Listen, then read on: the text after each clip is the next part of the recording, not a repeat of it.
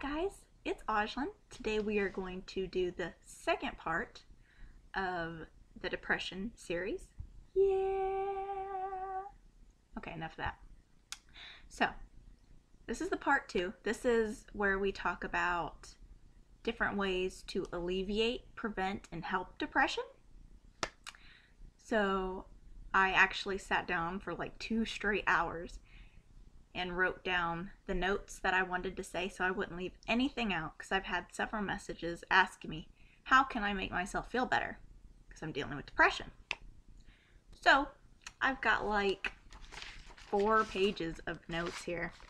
Since I'm ADD, I don't want to get off track like I did horribly in my bullying video, because I just went off the bat on that one. Anyway, so if it feels like I'm giving a college lecture, I apologize. But that's basically what's going to be. But it's going to help you, I promise. Promise. It's going to give you some epiphanies. Alright, so here we go. Tips on dealing, helping, preventing depression. Tip number 1, cultivate supportive relationships. This is super important, because when you cultivate supportive relationships, you can help deal with your depression a lot better. Not only that, it helps you think in a different light. It makes your stress go away a little bit, But first, in dealing with depression, you do need support, whether it's from a family member, a friend. It really helps. Support plays a big role in keeping depression away, helping alleviating. Alright. I'm a little sick, so hang in there with me. You need to socialize and maintain relationships. This is important because when you're depressed, you feel like you need to be alone all the time. That is a no-no. That is your depression talking. Isolation will just make it worse. Even though that's what it's telling you to do. Ignore that feeling. That is bad. You want to hit that straight in the face. Tell depression, bam, straight in the face. Gone. Alright, so I know the thought of talking to close family and friends, being social, might be scary to you, because you might feel ashamed of your depression. You might feel guilty that you feel the way you do, or maybe you're just so depressed that, how do I put it? You feel like you don't have the energy to talk. You don't care to talk, but you need to. You need to talk to somebody. Friends, family, online. I'm on Gaia Online. A lot of you people know what that is. A lot of people don't. It's for people who have no life, like me. But I get messages all the time. Hey, can I talk to you? I need to vent. I need someone to talk to. And I'm always up for that. Always. So feel free to message me anytime you need to talk. Inspirational Anon? That's me. Anyway. Good ways to keep your relationships supportive, in check, social. You need to be social. It's gonna hurt. It's gonna hurt a lot. I know, because I'm scared of people. It hurts. But I've learned that some of the best ways to do it is setting up, times to go have lunch or coffee with a friend. It doesn't have to be like crazy places like Texas Roadhouse, where there's tons of people all over the place. To me, that's like, whoa, I can't deal with that. And that's okay if you can't. There's, coffee shops out in the park. You can go get a coffee, go sit out in the park and talk, because who doesn't like the park, especially when it's nice outside? Oh yeah. Alright. Workout buddies. Workout buddies are amazing, because not only when you work out, you're talking to them, you're like, hey, you're hurting, and that's funny to me. Look how hard you're trying. Ha. Look how hard I'm trying. Ha. And you do develop a relationship like that. I know. I've had a couple workout buddies, and they're awesome. Next is to join a club of some kind. in your community, at school, it doesn't matter. I know you're like, oh God, I have to interact with people. That's so scary. The reason why you want to join a club is because, first and foremost, if you're not good with people, you want to pick a club where you have passion or you love doing what that club is for. So that way you're focused on doing what the club is for, like reading, sewing, God, what else they got? Gardening clubs. If you love to do that, that's awesome. And you will be able to interact with people easier because they have the same passions you do.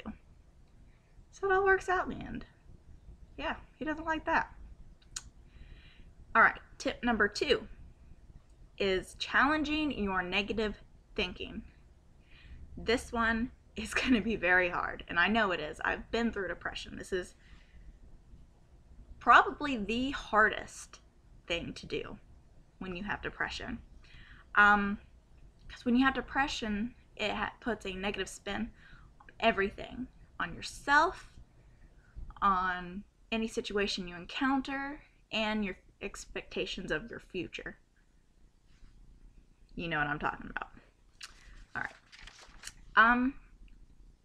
And the ways to challenge your negative thinking is you need to allow yourself to be less than perfect. Believe it or not, a lot of people who have depression are perfectionists, whether they know it or not. They are. I'm not saying all of them, just most of them. And when you put yourself down, it causes self-imposed stress, which you need to battle. Battling self-imposed stress is a big deal. You need to eliminate as much stimuli and stress out of your life as possible to lead a healthy, happy life. Everyone's heard that. Socialize with positive people. I have a serious issue with this myself because I see super, super positive people. I'm just like, no, I want none of that. I know how you feel. But it's good because when you're depressed, it'll get annoying when you're around positive people at first, but their energy will rub off on you and make you feel better. It might take a few days, weeks, but it does work. They will teach you to be positive. They will teach you how to see in a positive way out of situations, events in your life. They will help you see the silver lining, which is very important in battling depression. They will put you in a better mood. Most definitely. They will make you laugh. They will make you just have a great day, smile. And it's awesome. It makes you feel good. It really does. There are different types of negative thinking, and I'm going to list a couple. There's one called the all or nothing. If you know what that is saying, if I'm not perfect, I'm a failure. That is invalid. Just because you're not perfect doesn't mean you fail at life. That just means you're not perfect. Nobody is. Kim Kardashian's not perfect. Marilyn Monroe is not perfect. Marilyn Manson's definitely not perfect. I'm not putting him down. I like his music. But you want to get out of that mindset. Your next one is overgeneralization, which is practically, I messed up on this. That means I can't do anything right. Wrong. If you mess up, try again. Everybody messes up. That doesn't mean you can't do anything right. For example, in a relationship, if you have a bad relationship, one or two, it makes you automatically think, oh, I can't have relationships. I'm horrible. I'm bad. I ruin my relationships. That's wrong. You need to get out of that mindset. Super bad. Another one is jumping to conclusions. For example, if you're around people, oh, he must think I'm pathetic. Or, oh, she's only saying that because she wants to be nice to me. No. You need to not think like that. You're downing yourself when you say things like that. And that is kind of counterproductive when you're dealing with depression. But another one would be emotional reasoning. Basically, I feel like crap, so I am crap. Or I'm a loser. I feel like a loser, I am a loser. I do this a lot. And I know it's hard to kind of battle that yourself. But it's not true. That is your depression talking. It is your depression. No matter if someone else has said it, it doesn't matter. They're not you. You are you. Flaws in everything. Another one is labeling yourself. I'm a loser. I'm worthless. I'm pathetic. No, you're not. You are definitely not. So try to get rid of that. Think positively. As I said, positively. Look in the mirror in the mornings when you wake up, and even if God kills you, kills your soul to say it, say, you look good this morning. You're sexy. Trust me, it works. It works. You'll make yourself feel like an idiot for about 2 weeks trying to tell yourself that in the mirror. But eventually, it does catch on. When you tell your brain something enough, it works. All right. Step three is take care of yourself. This is also very important because you can't battle depression unless you take care of yourself. That's usually when you take care of yourself, you eliminate a lot of the causes of self-stress. So, in order to get over stress, you need to take care of yourself, as I just said, which means healthy eating habits, setting personal limits, reminding yourself you are not perfect and that is okay. You need to learn how to manage and battle your stress, which does sound hard, and I'll make a complete video on how to deal with stress. So, and scheduling fun activities into your day or your week will help so much. Will boost your mood, make you feel better. For example, nature. Spring is coming up. Summer's coming up. Woo! Tired of the ice and cold. Walking in nature, sitting in nature. I remember when I was having issues with depression, I would go sit under trees and draw. Oh, made me feel amazing. So, try that. Or reading a really good book so you can get lost in the adventure and the fantasy. Love doing that. That works fabulously. Baths. Baths. Either baths, bubble baths, it doesn't matter. If you want to go buy those, what are they? The little packets, bubble packets that smell good, lavender, aromatherapy, that helps a lot too. It doesn't matter if you're a boy or a girl. My fiance, he does this all the time. He is not ashamed. He gets in that bathtub like, oh yeah, I'm gonna enjoy this. And it's gonna be amazing. And it works. It relaxes your body and relaxes your muscles. You just feel good about yourself when you take a bath. Also, music. Now, a lot of us do this already to deal with depression and our moods. Usually it matches, your personality. Sometimes if you're depressed, you listen to depressing music, which, if you like the song, that's okay. If you're releasing negative energy, that's fine. You can listen to negative music all day. Just don't let it make your depression worse. So watch out for that. That's a two-edged sword. Next. You need to get your sleep. 8 hours, period. I don't care. 8 hours. Depression causes you to have sleep problems, whether you get too little or too much. It all affects your mood. I know if I don't get more than 5 hours of sleep, I'm a total see you next Tuesday. Straight up. I'm not going to tell you what that means if you don't know. Look at each letter of each word. Anyway, will mess up with your mood. You need to get 8 hours. Try to schedule your day so you can go to sleep earlier. I know that's hard for people who work a lot or have like tiny kids. I know. I don't get into bed sometimes till 2 in the morning and then get up at like 7 in the morning. Crazy. It sucks. But you know what? As long as you sleep deeply, you're good. You need to get sunlight every day. Sunlight gives off D vitamins, which is a mood enhancer. You need it. You need it. Sunlight will actually alleviate depression. It'll make you feel good, make your skin look good, make you look good, make you sleep better. You need at least 15 minutes a day. I know it's cold outside right now, but hey, you need your 15 minutes of sunlight, period. Just like sleep, 8 hours, right? You also need to learn relaxation techniques, and this includes yoga, deep breathing, meditation, reading. Now, reading, same thing. I know you're like, oh, I've already heard all this before, but it works. It works, so try it. Another one, this was my favorite one. Care for a pet. We all love pets. We love fuzzy things. At least most of us do. I love fuzzy things.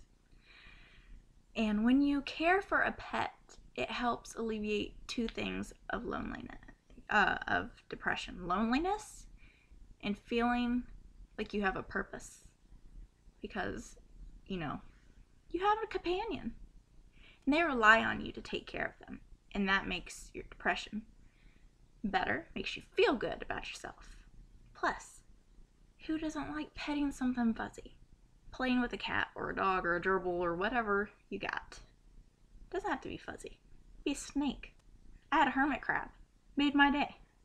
But still. Because when you pet or play with an animal, it relieves your stress. It actually lowers your blood pressure.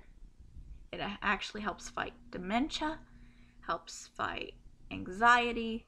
It's just good for you to have a pet. Any kind. Doesn't matter. Get a pet rock. Okay, maybe not a pet rock, but you get the point. Tip number 4. You need regular exercise.